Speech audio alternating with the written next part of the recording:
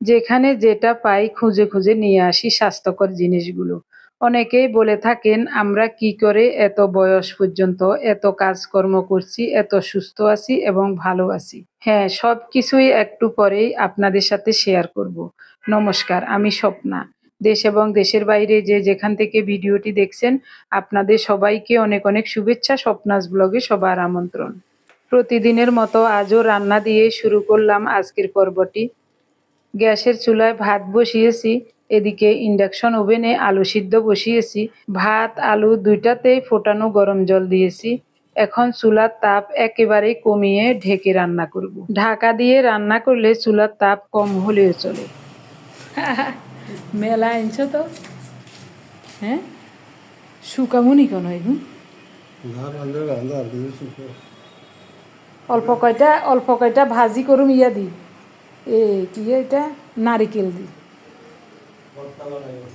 না, ভর্তা বানালে খঞ্জা না বেশি, ওই ভাজি করুম অল্প একটু, আর গুলি ইয়া করুম শুকাই এলাম।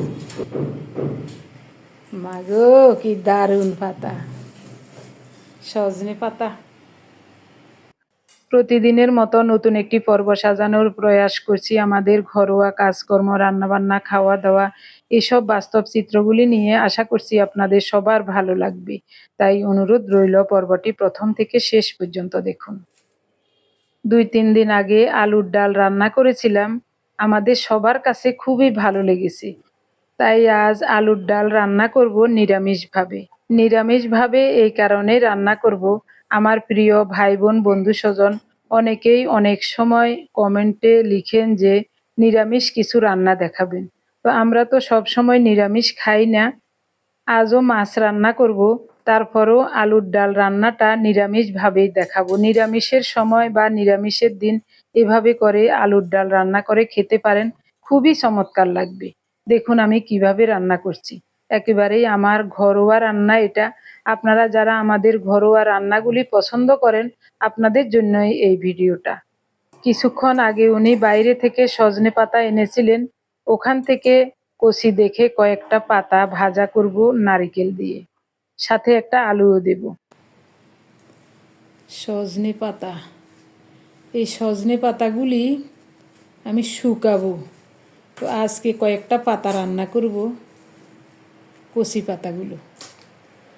পাতাগুলো ভাজা করব আজকে। এই যে কতদিন মন চাইছে শুধু সজনে পাতা খাই, আগে তো খেয়েছি, ইতিমধ্যে কয়দিন খাই নেই।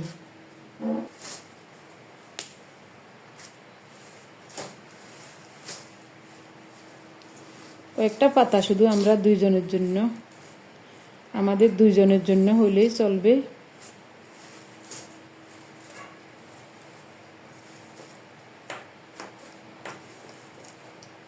এই এলাকায় অনেক সজনে গাছ, তবে পাড়া যায় না, পাড়ার লোক লাগে। এই কয়েকটা পাতা রান্না করব।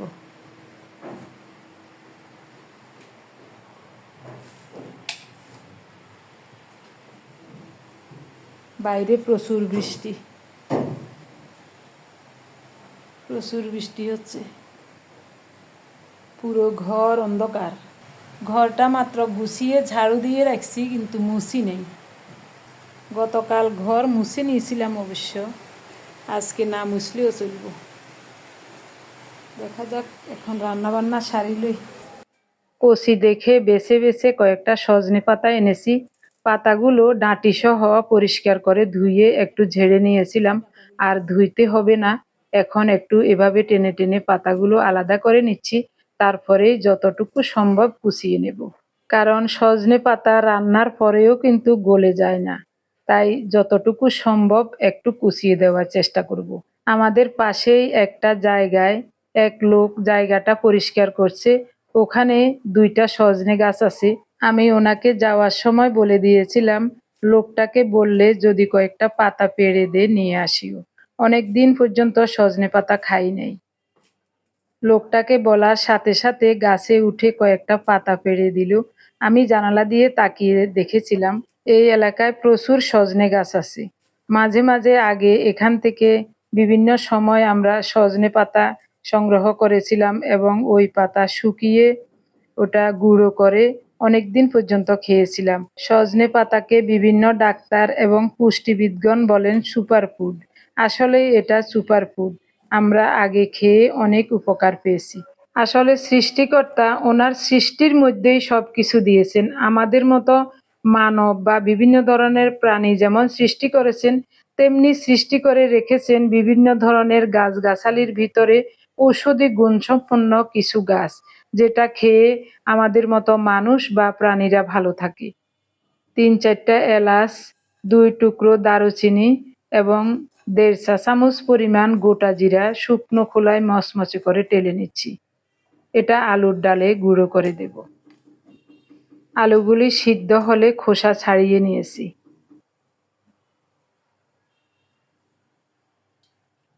তেল গরম হলে ফোড়নে দেব গোটা জিরা। ফোড়নটা রেডি হলে আলু দিয়ে দেব। আলুগুলো এখন ভাঙবো না, প্রথমে লাল লাল করে আলুগুলো ভেজে নেব। এখান থেকে একটা আলু উঠিয়ে রাখবো, সজনে পাতা ভাজা করব ওটাতে দেওয়ার জন্য। আলুতে পরিমাণ মতো লবণ দিয়েছি, দেখুন ওই ভিডিওটা হয় নাই। এখন আলুগুলো নেড়ে চেড়ে একেবারে লাল লাল করে ভেজে নেব। খুব সুন্দর মতো আলুগুলো ভাজা হয়ে গেছে। এখান থেকে একটা আলু উঠিয়ে রাখছি।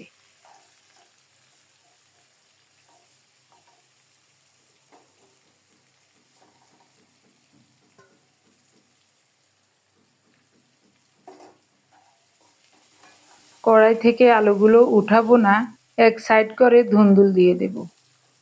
কারণ কড়াইটা বড় আছে, তাই অযথা উঠালাম না।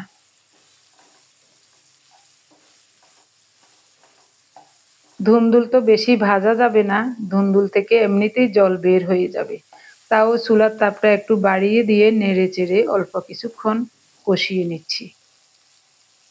১ চা চামচ হলুদ গুঁড়ো, ১ চা চামচের কম গুঁড়ো মরিচ দিয়েছি। যেহেতু আলুর তরকারি একটু মরিচ তো লাগবেই।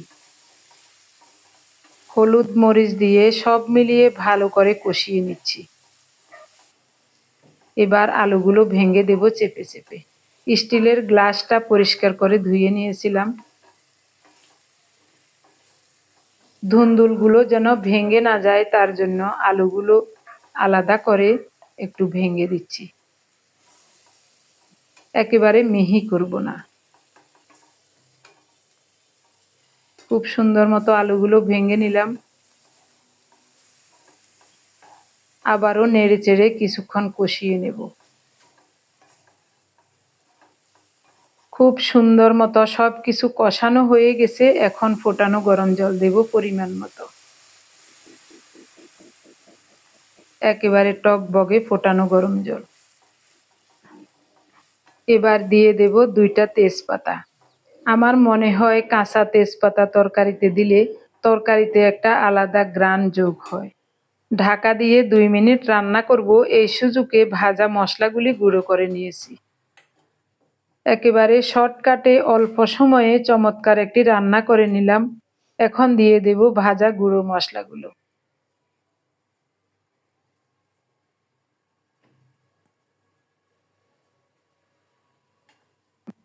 একটু নেড়ে চেড়ে মশলাগুলো তরকারির সাথে মিশিয়ে কয়েকটা ফালি করা কাঁচামরিচ দিয়ে ঢেকে আরও ১ মিনিটের মতো রান্না করব। তারপরে চুলাটা অফ করে নামিয়ে নেব। হয়ে গেল চমৎকার স্বাদে ধুন্দুল দিয়ে আলুর ডাল বা নিরামিষ তরকারি যেটাই বলা হোক। তবে এই তরকারিটা ভাত অথবা রুটির সাথে খেতে খুবই চমৎকার লাগবে আশা করি। এখনই দারুণ ঘ্রাণ বের হয়েছে। কড়াইতে আরও একটু সরিষার তেল দিয়ে কুচানো রসুন দিলাম।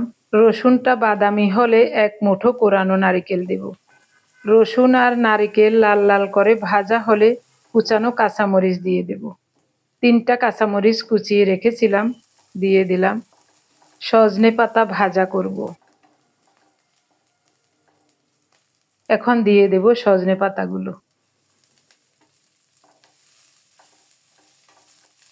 একটু বুঝে শুনে লবণ দিতে হবে। কতটুকু কমে যায় দেখি, তারপরেই লবণ দেব। সাথে সাথে অনেকটাই কমে গেল। স্বাদ মতো লবণ দিয়ে দিলাম।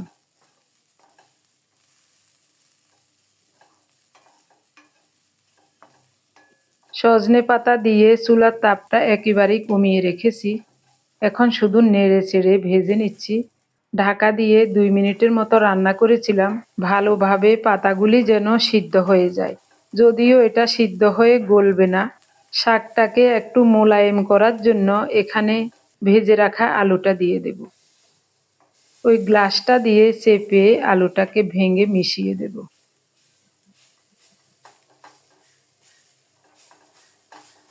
আলুটা শুধু এই কারণে দিচ্ছি, শাকটা যেন একটু মোলায়েম হয়, দেখতেও ভালো লাগবে, খেতেও ভালো লাগবে। আমার মাকে দেখেছি সজনে পাতার ডাল দিয়ে রান্না করতেন, একটু মাখা মাখা করে রান্না করতেন। তখন তো ছোট ছিলাম, সজনে পাতার গন্ধটা ভালো লাগতো না, খেতাম না। এখন তো এটার উপকারিতা সম্পর্কেও জানি, আর এখন ভালো লাগে। নিমের তিতা পর্যন্ত এখন খেতে খুব ভালো লাগে। দারুণভাবে সজনে পাতার শাক রান্না হয়ে গেছে, নামিয়ে নিলাম। কি যে ভালো লাগছে, দারুণ একটা ঘ্রাণও বের হয়েছে। সজনে পাতার কিন্তু আলাদা একটা ঘ্রাণ আছে, ওই ঘ্রাণটা এখন খুব ভালো লাগে।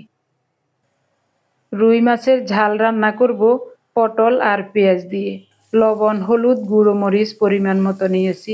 তেলের উপর এক মুঠো কুচানো পেঁয়াজ দিয়ে পেঁয়াজটা একটু নরম হয়ে আসলে মাখানো মাছগুলি আগে দিয়ে দেব, তারপরেই মশলা সহ সবজিগুলো দিয়ে দেব। এবার ঢেকে ঢেকে অল্প তাপে নেড়ে চেড়ে একেবারে মনের মতো করে কষিয়ে নেব। কষানোতেই যেন পেঁয়াজ আর পটল ভাজা ভাজা হয়ে যায়, সাথে মাছগুলিও যেন একটু লাল লাল দাগ হয়, ওই রকম করে ভেজে নেব। যেহেতু অল্প রান্না, তাই আমার নিজের মতো করে রান্না করছি। বেশি রান্না হলে তখন প্রথমে মাছগুলি ভেজে উঠিয়ে নিতাম, তারপরে পেঁয়াজ ফোড়নে দিয়ে পটল দিয়ে দিতাম। পটল পেঁয়াজ লাল লাল করে ভাজা হলে লবণ, হলুদ, মরিচ দিয়ে একটু জল দিয়ে কষিয়ে তারপর ফোটানো গরম জল দিয়ে রান্না করতাম। তো এখানে অল্প একটু রান্না, তাই নিজের মনের মতো করে রান্না করছি। এভাবে রান্না করলেও কিন্তু খুবই চমৎকার হয়। এরই মধ্যে মাছ, পটল, পেঁয়াজ সব ভাজা ভাজা হয়ে গেছে, এখন ফোটানো গরম জল দেব।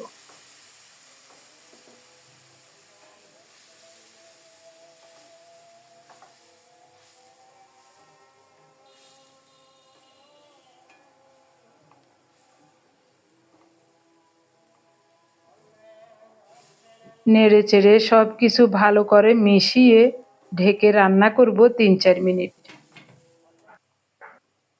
3-4 মিনিট পর ঢাকা উঠিয়ে দেখছি খুব সুন্দর মতো রান্নাটা হয়ে গেছে, চুলা অফ করে দিলাম। এখন নামিয়ে নেব। আপনারা বিশ্বাস করবেন কিনা জানি না, যেদিন একটু শাক সবজি মনের মতো করে রান্না করি, ওই দিন ভাত খাওয়ার আগ্রহটাই বেড়ে যায়। আজকের রান্নাগুলি সেরকম। খুব দারুণ হয়েছে। দারুণ হয়েছে। রান্না তো করছি একেবারে মনের মতো করি। হয়েছে একটু নরম গরম হয়েছে। এই দেখুন, আজ সজনে পাতাটা কত সুন্দর করে মনের মতো করে রান্না করেছি, তার জন্যই উনি মুখে দিয়েই বলেছেন চমৎকার হয়েছে। আমার কাছেও কিন্তু অনেক ভালো লাগছে খেতে। এভাবে করে একটু সুস্থ থাকার জন্য কত রকম চেষ্টা করে যাচ্ছি।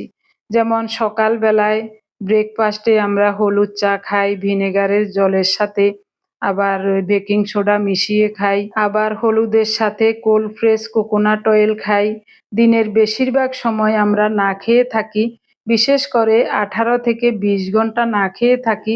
বাকি 6 থেকে 4 ঘন্টার মধ্যে আমাদের খাদ্য তালিকায় যা আছে, ভাগ্যে যা জোটে তাই পরিমিত পরিমাণে খাই। এখন আমার প্রিয় ভাই বোন বন্ধু স্বজন, আপনারা যারা বলেন যে কি করে আমি এত কাজ করি, কি করে আমরা এত সুস্থ আছি, ওষুধ ছাড়া নিরাপদ জীবন যাপন করছি। গত 2-3 বছর যাবৎ আপনারা যারা আমাদের নিয়মিত ভিডিওগুলি দেখেন, আপনারা নিশ্চয় জানেন বা দেখেছেন আমি সকাল থেকে সন্ধ্যা পর্যন্ত কত রকমের কাজ করি। সকালবেলায় রান্না বান্না। এরপরে হলুদ বাটা কিন্তু সহজ কাজ নয়। সব সময় কাঁচা হলুদ যারা বাটেন তারা অবশ্যই বুঝতে পারবেন কাঁচা হলুদ বাটা কত কষ্টের। 7-8 বার করে ঘুরিয়ে ঘুরিয়ে বাটলে তারপরেই হলুদটা মিহি হয়। হ্যাঁ, অনেকেই বলেছেন আমাকে এটা ব্লেন্ডারেও করা যায়, কিন্তু ব্লেন্ডারে হলুদ এরকম সব সময় যদি ব্লেন্ডারে করি তাহলে ব্লেন্ডারের ওই কাঁটাগুলি আবার নষ্ট হয়ে যেতে পারে। এজন্যই আমি ব্লেন্ডারে করি না। আর ব্লেন্ডারেও করে দেখেছি ওইরকম ভাবে মিহি হয় না। মিহি না হলে এটা আবার খাওয়াও যায় না। এইসব তো খাচ্ছি, এদিকে যত ঔষধি গুণসম্পন্ন লতা পাতা আছে যেখানে যেটা দেখি কুড়িয়ে নিয়ে আসি। যেমন বাড়িতে গেলে কোথাও যদি একটা থানকুনি পাতার মুড়া দেখি ওটা সাথে সাথে উঠিয়ে নিয়ে আসি। ওটা তরকারিতে দিয়ে বা কাঁচা ভর্তা করেও খাওয়া যায়, ওভাবে খেয়ে নেই। সুস্থ থাকার জন্য, একটু ভালো থাকার জন্য কত চেষ্টাই না করে যাচ্ছি। 20 বছরের ডায়াবেটিসের রোগী সকল রকমের ঔষধ ইনসুলিন বাদ দিয়ে গত 6 বছর যাবৎ এভাবে নিরাপদে বেঁচে থাকা এত সহজ কাজ নয়। খুব দারুণ হয়েছে।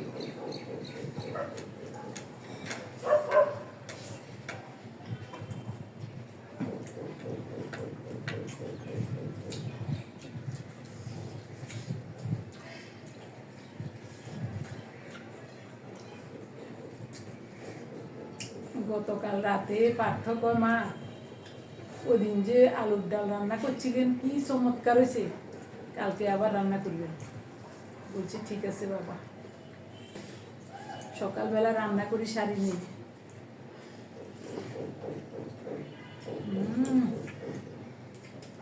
মা গো মা, কি চমৎকার।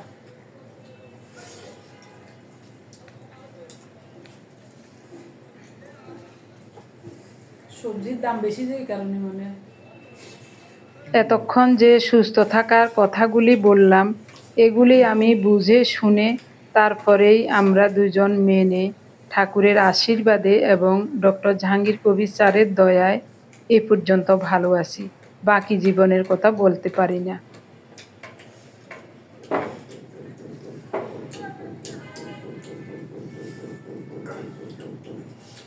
নিরামিষ রান্না করছি আজকে। ওদিন তো দিছি, রসুন দিছি, বাটা রসুন দিছি। আজকে একেবারে পেঁয়াজ রসুন ছাড়াই রান্না করছি। ওদিনের চেয়েও আজকে মনে আরো বেশি ভালো লাগে। এখনো আমার অনেক প্রিয়জন আপনজন আছেন, তারা বলেন যে এভাবে না খেয়ে থাকলে মরে যাবেন, অসুস্থ হয়ে যাবেন। তখন আমি মনে মনে হাসি আর ডক্টর জাহাঙ্গীর কবির স্যারের কথাগুলি মনে করে মনে শক্তি সঞ্চয় করে ঠাকুরের কাছে প্রার্থনা করি এখনো তো ভালো আছি, গত 6 বছর যাবৎ এখনো তো মরলাম না। এতদিন যখন ভালো আছি বাকি জীবনও এভাবে যদি চলতে পারি অবশ্যই ভালো থাকবো। বাকিটা সৃষ্টিকর্তার দয়া, ওনার দয়া না থাকলে একদিনও বাঁচতে পারবো না। মাছের ঝালটাও নাকি খুবই চমৎকার হয়েছে। আমি অনেক খুশি হয়েছি কথাটা শুনে।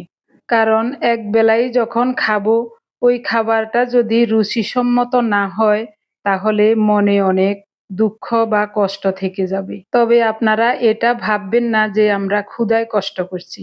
না, আমরা ক্ষুধাকে জয় করে নিয়েছি আরো 6 বছর আগে। এখন আমাদের ক্ষুধা লাগে না। যখনই খাবার খেতে বসি তখনই পরিমিত খাই। আগের মতো এক বেলাতে যা খেতাম তাই খাই, অতিরিক্ত খেতে পারি না। এক সময় সুস্থ থাকার জন্য একমাত্র অবলম্বন ছিল ঔষধ।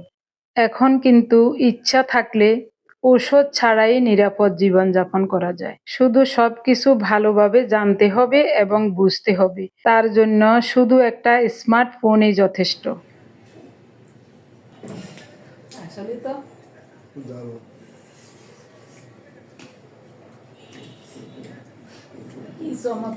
আমার প্রিয় ভাই বোন বন্ধু স্বজন, এতক্ষণ পর্যন্ত ভিডিওটি দেখার জন্য আপনাদের সবাইকে জানাই অজস্র অজস্র ধন্যবাদ, অভিনন্দন এবং কৃতজ্ঞতা।